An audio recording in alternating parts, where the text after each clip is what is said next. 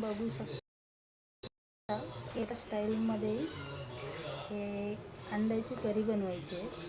आता ह्याच्यामध्ये मी टाकलं आहे कैरी, कांदा, हिरवी मिरची आणि कढीपत्ता आणि हे थोडं उकळून घ्यायचं आहे. आणि त्याच्यामध्ये मी टाकलेलं आहे नारळाचं दूध आणि नंतर त्याच्यामध्ये आपण अंडा बॉईल केलेला सोलून घेणार आणि मग त्याच्यामध्ये टाकणार आहे. आणि परत ते नारळाचं पहिलंवालं दूध असतं ना गाढं, ते टाकणार आहे आणि नंतर अंडी टाकणार आहे आणि मग परत ते छोटे छोटे कांदे असतात ना,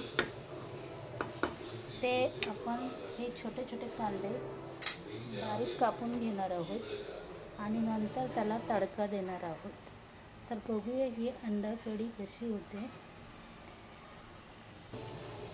ही टाकलीत आता अंडी आणि इथे तडक्यासाठी ठेवलं आहे आणि हे छोटे छोटे बारीक कांदा कापून घेतला.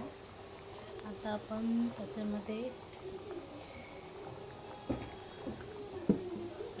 खोबरेल तेलचा तडका देणार आहोत.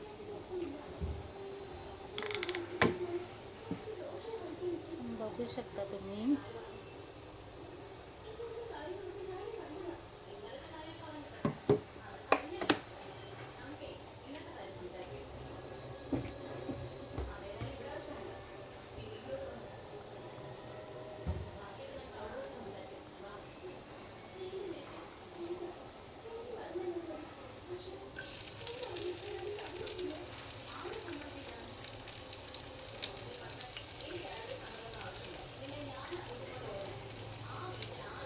कसा वाटतोय व्हिडिओ, नक्की लाईक करून सांगा बरं का.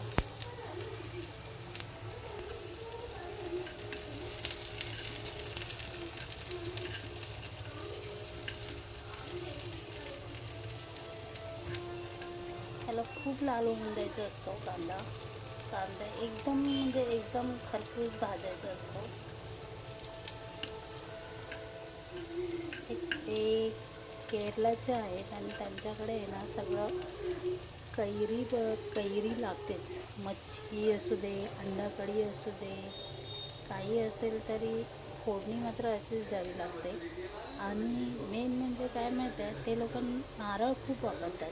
पण नारळ वापरतात पण कसं माहिती का, खोबरं किसायचं आणि त्याचं दूध काढायचं. पहिलंवालं दूध वेगळं ठेवायचं, नंतरचं परत पहिलं टाकायचं आणि नाही पहिलं काढलेलं नंतर टाकायचं, हे असं आहे. आणि हे इथे मी काम करते. बऱ्याच ठिकाणी वेगवेगळं शिकायला पण मिळतं. असं एक आहेत सोलापूरचे आहेत, तर एक आहे विदर्भचे आणि हे आहेत केरलाचे. तर बघूया, त्यांना माझं जेवण आवडतं. आता पद्धत तर त्यांचीच आहे, फक्त आपण काय करणार आहोत बस. आणि आता हे मी टाकलं आहे याच्यामध्ये. आता हे झालेलं आहे. तर आता ह्याला लगेचच आपण बंद करून ठेवणार आहोत. बाकी काही करणार नाही.